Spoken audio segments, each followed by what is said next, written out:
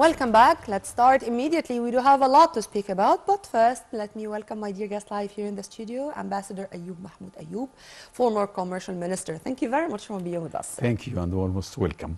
And as I said, let's start immediately, as we do have a lot regarding analyzing the statements which were released recently by His Excellency Minister of Finance, Dr. Mohammed Maid, when he affirmed that the government aims to attract foreign direct investments of 10 billion US dollars annually, including the green economy. Before going into more details, to include the green economy in this statement, this means that we are really that serious to turn Egypt into the green economy. Yes. The transformation into the green economy, and to continue what we have started in the COP27, which ended only a few weeks ago, regarding the promises which we made, and to turn Egypt into a green energy hub, or an energy hub not only for the Middle East but for the whole world. How do you see starting immediately speaking about this, as I said, only a few weeks after the COP ended?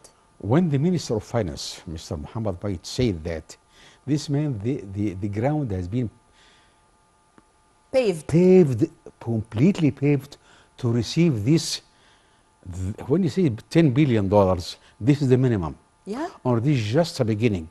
Why we say it's just a beginning?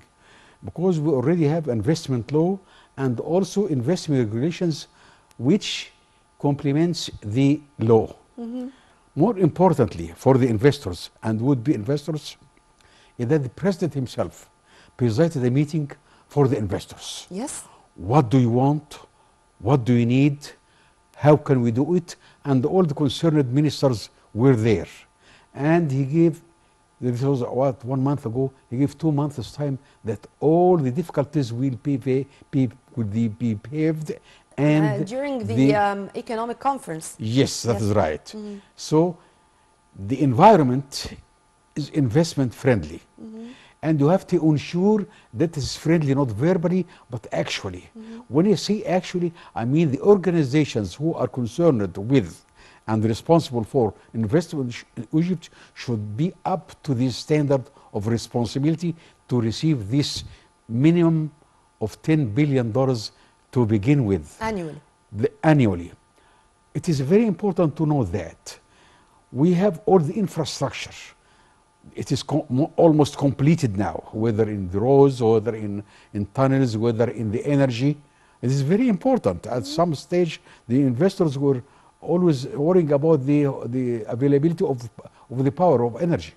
But now it is all available, and we even export energy to other countries. And then to that end, to echo what you have said, sir, just 2 days ago when President Abdel Fattah al-Sisi honored the new Mansoura city with opening its first phase, he spoke about that. And he spoke about the importance of the infrastructure, why we are building new roads, new access, new bridges, new tunnels. To develop the infrastructure is part and parcel of the new republic, the new Egypt. True? Yes, it is. And it is the beginning. Amen. When I say beginning, that means there is continuation. Yes. Continuation is in influx of foreign capital and investments, and using it properly and directing it and giving a correct roadmap. And there was a clear roadmap for would-be investors. Several projects were presented to them so that they can choose what they can finance, and these projects were planned as what is needed for the Egyptian economy. When I say the Egyptian economy, I'm not speaking just about 110 or 104 million consumers, but rather allocation and multilateral and bilateral, a lot of bilateral and multilateral arrangements and agreements with other countries, which makes Egypt a hub and a center for exportation of many commodities and many products, I mean, to the other countries. So the investors who come to Egypt are looking to the local market and to the neighboring market. When I say neighboring market, I mean the Arab countries market and the African market. We have multilateral and bilateral several trade agreements with all the countries in Africa, whether in the bilateral or in the multilateral, and many blocks. Amen to that. We are the center of the Yes, whole world. We we are are a the gate part to of it. Africa. We are south of the Mediterranean, so the Yes. north of the Mediterranean is there. We are in the middle of the Arab nations, so we are the center of the whole world. We are going to turn to that because this is a very important issue regarding our even geographic location. Sir, these statements which were released by His Excellency Minister Mait during the Egyptian Singapore Business Forum. And when I say Singapore, I'm speaking about not an emerging economy. It's one of the tigers. Yes, And Asian tigers, yes. Amen to that. And to have this skill or this keenness to exchange expertise with different countries who had several successful experiences regarding moving from a stage to the other or achieving a leap on the ground regarding the economic development. This is, in my humble opinion, very smart. And It is. And it's saying that we are on the right track. How do you see this, sir? And how do you see this, I mean, diversifying our partners, whether from the Arabs, the Asians, the Europeans, the even Latin Americans, you name Yes. it. Tell me, how do you see this? I see this as a positive sign for investors. All investors, even from Singapore. We know Singapore with a very huge surplus and reserves, and they mean business. It has had nothing to do with politics. Sure. It is mainly business. It is a business-minded people. When Singaporean come to Egypt and ask for investing in Egypt, it is by itself a certificate of success for the Egyptian economy. When the Singaporean come to Egypt, this means that other investors will come. Most importantly is that they have clear roadmap for what is needed by the Egyptian economy, and it was well planned by the Minister of Planning and Minister of Finance, and we will see during the next few months, will I say, not years, the influx of capital which is badly needed at this stage. We know what happened after COVID, and we know the ramifications of the Russian-Ukrainian war, and at the same time, we could establish a stable economy and a stable environment for would-be investors in Egypt. It is a good chance for any investors to come to Egypt now, not tomorrow, because there are a lot of chances which has to be usurped or taken care of now, not tomorrow, because many would-be investors are looking to this hub because in several countries of the world the recession is there, but in Egypt there was a growth rate of about 5.6% growth rate, which is phenomenal, by the way.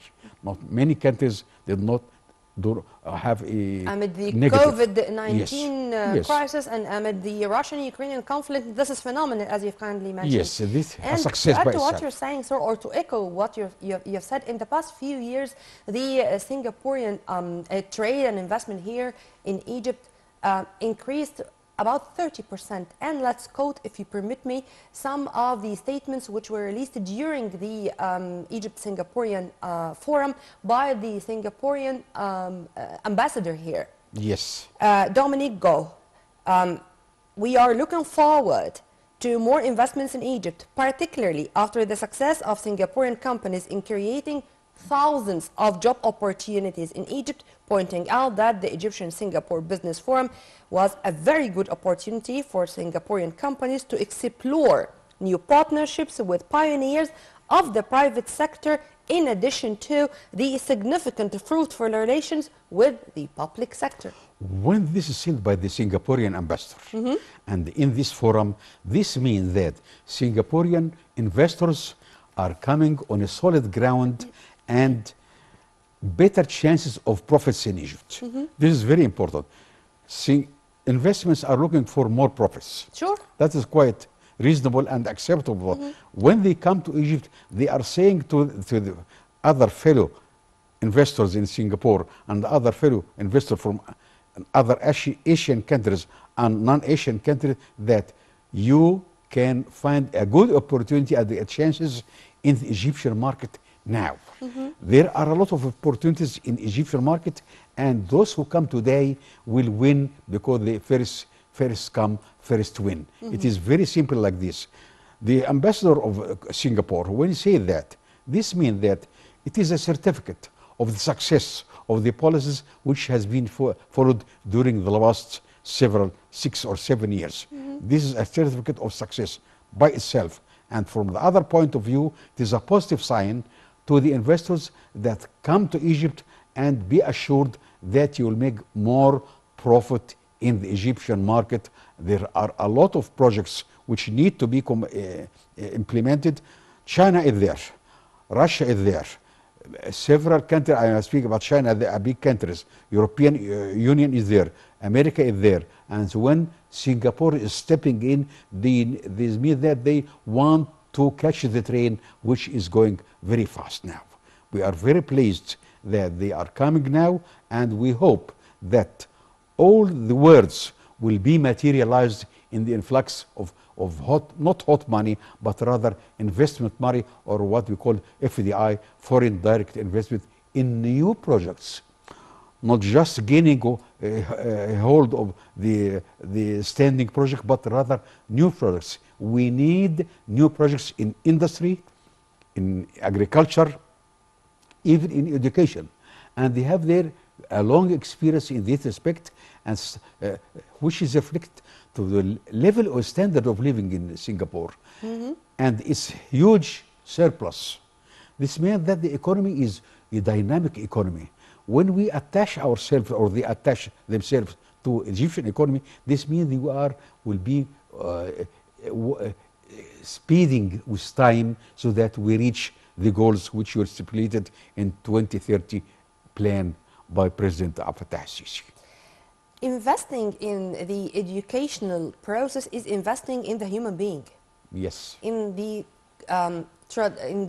let me say, civilizational culture of a nation. Let's return back to another point. You know, sir, when you were speaking about different kinds of or different fields of investment, industrial, agriculture, cultural even. Yes.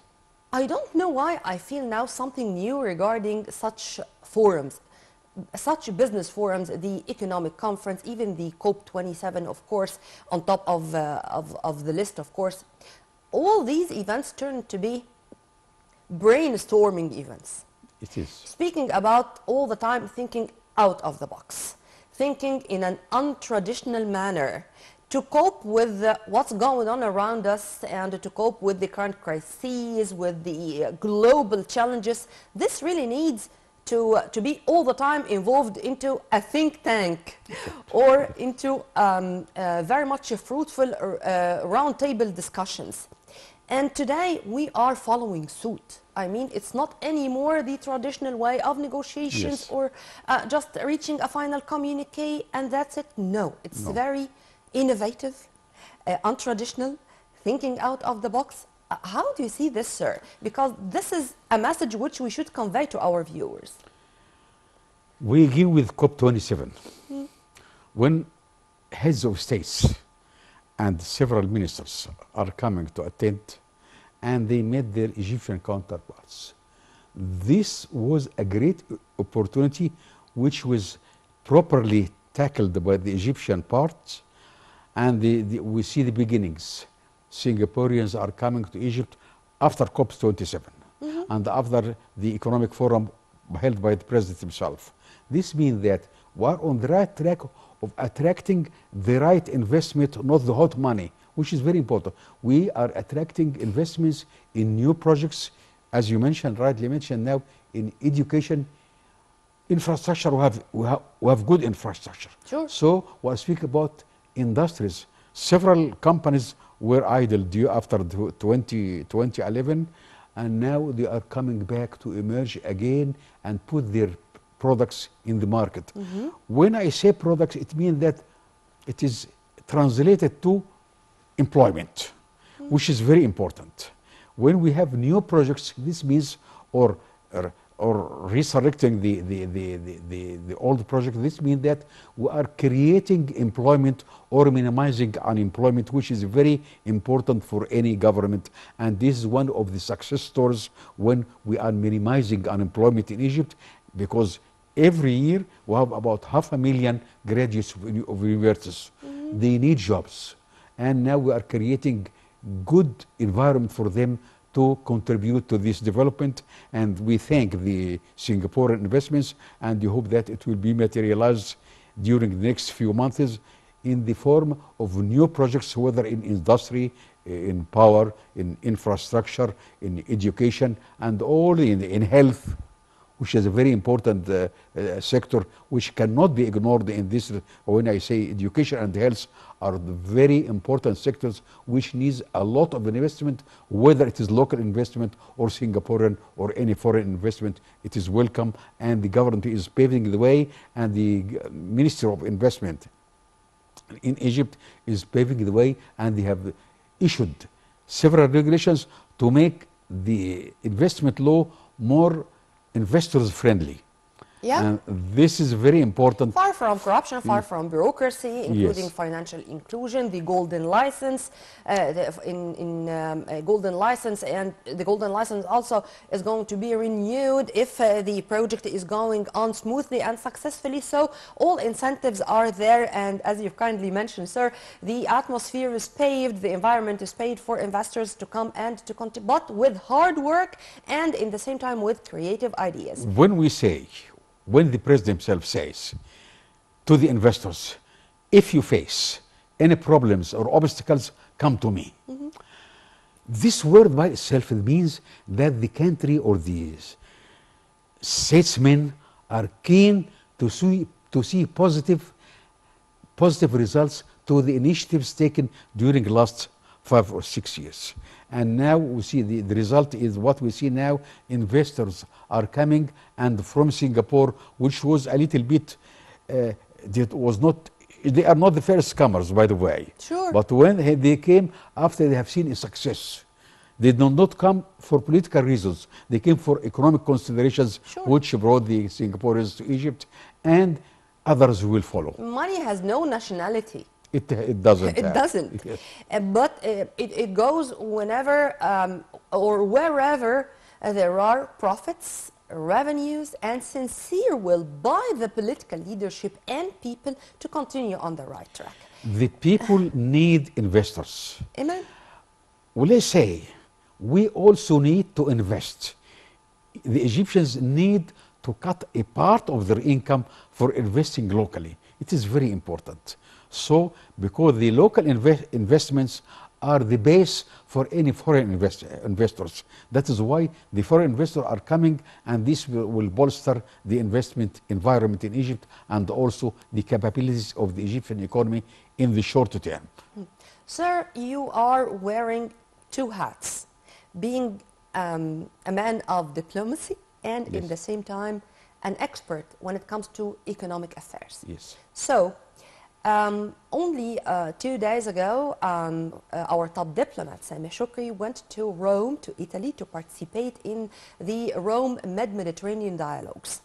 And there was a very important session particularly made for answering some questions. Of course, the dialogues were chaired by Sergio Mattarella, the Italian president. Yes. They tried to come closer to the Egyptian vision regarding many issues, particularly after after the presidency of Egypt to the COP27 and after the huge leap in the economy in Egypt, and after the release of many reports by Fitch, Standard & Poor, you name it, or the Yes. IMF, the World Bank, regarding the Egyptian economy. It's B+ now, Yes. and we are maintaining our standard or our level. Our top diplomat said a very important thing. Egypt is ready to be a regional hub for energy. And when he is saying that in Italy, this means that we are ready to export energy to the other side of the coin, or the north side of the Mediterranean. This is to say that we are keen to diversify our resources and our partners regarding the economic development process. It comes at a critical moment. At You have the critical mic. it comes at critical moment. When Europe, when you speak about energy and Egypt exporting energy and the hub for energy in the area, not only in the Mediterranean, but other in the wider than that, and Europe now is facing real problems as far as energy is concerned. Egypt is here. Egypt is there to support, to help, and for the salvation, if I can say that. Many European industries are thinking of investing in Egypt, especially the power in the energy intensive parts of the production process. They are coming in the Western Desert, I know about that, and they are beginning to invest in Egypt because they find the energy, if the flow of energy is not hampered by any political considerations as you find after Russia and Ukraine. We find. So they find a stable economy and a stable and continuing source of economy of energy for these industries, and this is very important for them to ensure the flow of their products to the market. So they are. We add to Singaporeans the energy thirsty industries in Europe are coming also to Egypt to make use of the availability and the ease of investing in these sectors in Egypt. This is another consideration which adds to what Minister Mohammed Maid said, His Excellency, and we are very pleased to find that the Europeans, not only the Singaporeans, but Europeans also are coming to invest in certain industries, and this means in a way or in another way, a technology transfer to Egypt, not only investing, but rather, but also in technology transfer to, because they will be using Egyptian manpower. Amen. And Egyptian facilities and Egyptian infrastructure. Yep. This is very important for the Egyptian economy as far as it is important for the European economy and European economies, will I say, in this respect. Sir, there was a very important meeting which took place yesterday between American President Joe Biden and French President Emmanuel Macron. Of course, they tackled a number of issues of mutual concern regarding the Ukrainian-Russian issue and stuff like that. But the fireplace in between them, you would find wood burning. Yes. This Wood. is for me. Wood. Wood. Wood, yes. This is for me is sending a message. It is. A very important message. This is the way now they feel warm, meaning that all the West is going to suffer or already started suffering from They now are suffering, begin to suffer. regarding the freezing temperature there. Yes. So, do you think that this is going to change the map of energy worldwide? And this is such a golden opportunity for Egypt to propagate for itself as a regional hub for energy? This is what we are seeing already now in the Egyptian market. When I say that several European industries are coming to invest in Egypt, maybe in the part which is energy intensive. But this means for me that more industries are coming to invest in Egypt because they see a secure and stable source of energy. For them, it is vital for this livelihood. This is one thing. This is if we are speaking about the industries. If we are speaking about the population, all the population, when they see that Egypt will be the hub which ensure some warmth for them in the winter, it has a psychological effect. Psychological effect may be reflected in tourism to Egypt. This is another factor. So the success which we have seen in securing stable economy and the hub for energy will be reflected not only investment, but rather also, as I mentioned, in tourism to Egypt, in transfer of technology and the industries in Egypt to Egypt. This means that several industries will use Egypt as a hub industries, not only energy, but other industry will be able to use Sir, Egypt. if you permit me, I was focusing on Yes. energy Yes. because this is something which was discussed, of course, tens of times in the COP27. And one of the world's largest wind farms being built in Egypt is set to become operational by the year 2030, with construction set to begin in 2024. It was during the UN Climate Change Summit that Egypt and the UAE signed a memorandum of understanding to build this wind power project, aiming to turn the country into a regional electricity hub. One of the proofs on the ground that it's a win-win situation, and what was agreed upon is turning to be a process going on the ground, not only a dream or ink on paper. When Egypt and United Arab Emirates are signing agreement, not just a memorandum of understanding, this means that even the petrol producing countries in the Gulf are know for sure that for them it is more lucrative to invest in this market, not only in petrol and the gas, but also in green economy, in green energy, which is very important.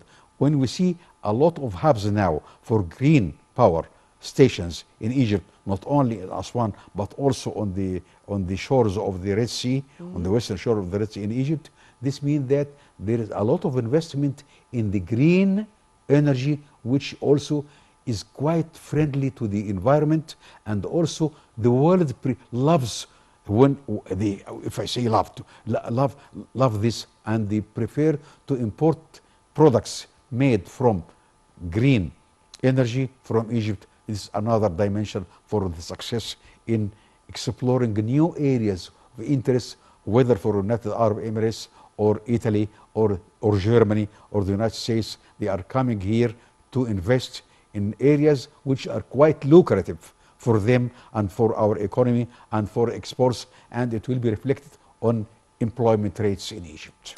According to the Information and Decision Support Center of our cabinet, Egypt topped the list of Arab countries in the production of wind power and solar energy in July, with 3.5 gigawatts of capacity, and plans to reach 6.8 gigawatts in 2024, meaning in less than 2 years from less than now. 2 years.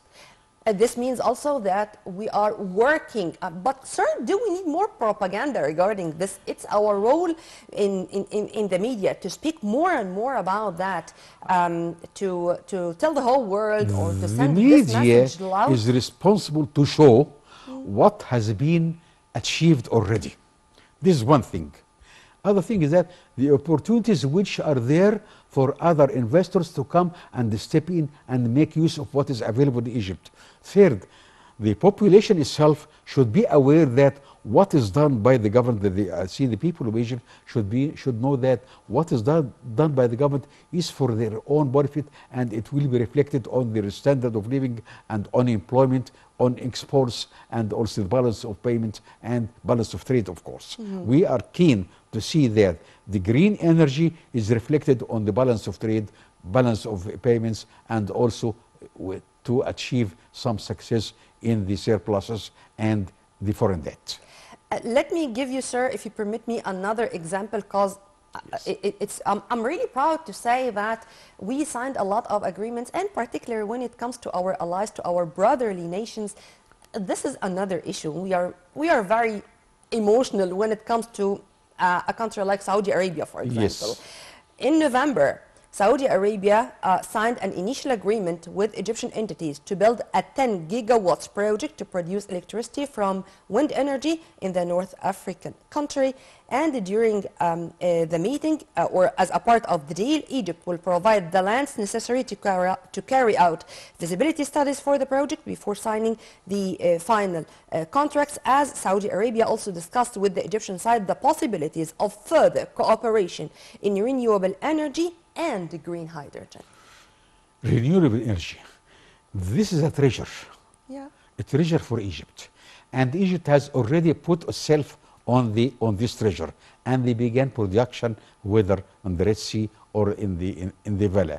That is why Saudi Arabia quickly stepped in to make use of the available resources in Egypt and the capabilities of the Egyptian economy to produce, as I just said, 10 gigawatt Yep. of energy. It's 10 something, gigawatts yes, project to produce electricity from wind energy. just from wind energy. Yeah?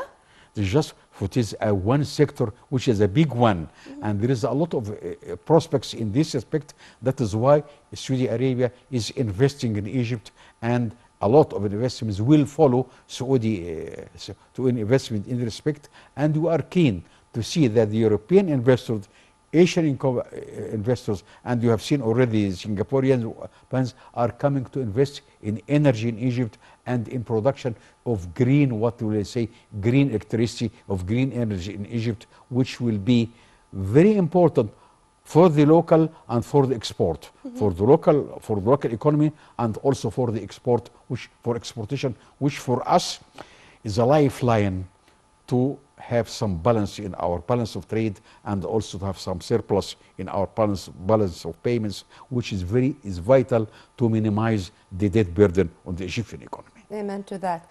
And sir, there are all the time agreements signed, deals signed, and always meetings among different high-ranking officials. Only 2 days ago, on this day, our top diplomat met in Rome with his Jordanian counterpart, Ayman al-Safadi, His Excellency, and they discussed many issues of mutual concern, including trade and investment. And today, King Abdullah II of Jordan was received by the head of the state, and they also discussed this issue in specific trade and investment, whether on the bilateral level or the trilateral level, including Iraq, meaning that we are building on what we achieved. And these consultations are taking place on the ground a day after the other. I mean, there's no gaps of months or weeks. No, 2 days only separated those two meetings. When you see the three countries, Egypt, Jordan, and Iraq, Iraq is very important from energy point of view, from capital point of view, from employment point of view, for the Egyptian economy. At some stage, there was 1 million Egyptians working in Iraq. So we have a stake in Iraq.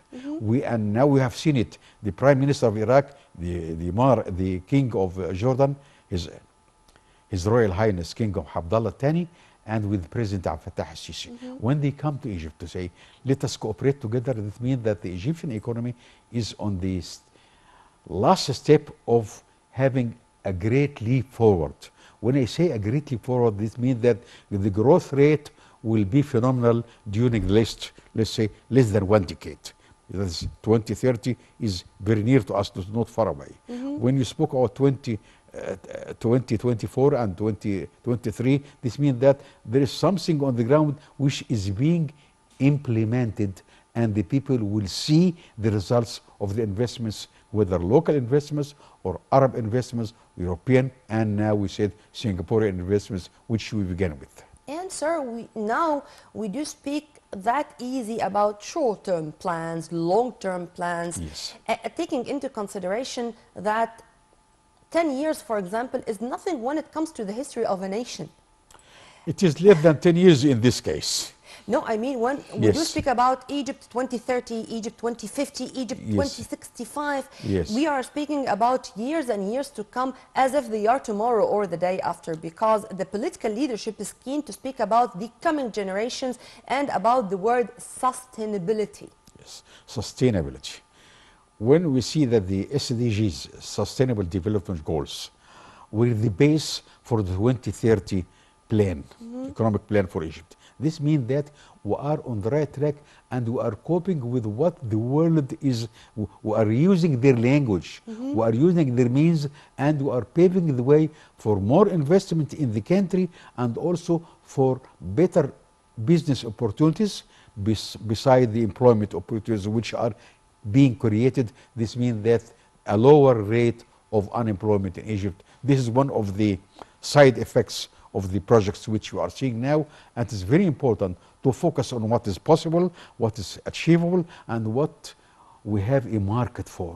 Market is very important for any product to be produced in Egypt. Studying the needs of this market and knowing well how to fulfill these needs and to have, as I'm always saying, the win-win situation. This is what we are seeing now, win-win situation for the foreign investors and for the Egyptian economy. Sir, as usual, I enjoyed my time. I enjoyed our discussions, and time flies. We are going to leave you with a promise to see you more and more episodes of our Inshallah. program. Thank you, sir. Thank we you. were very much delighted to have with us live here in the studio His Excellency Ambassador Ayoub Mahmoud Ayoub, former Commercial Minister. Thank you very much, sir. Thank you. Now let's go and live with the most important economic events which took place in the last 7 days with my dear colleague and friend Manel Ibiari. But before saying goodbye, there is a promise to see you again in more episodes of our program Money Means Business. With all my love, this was Nermeen Abdurrahman.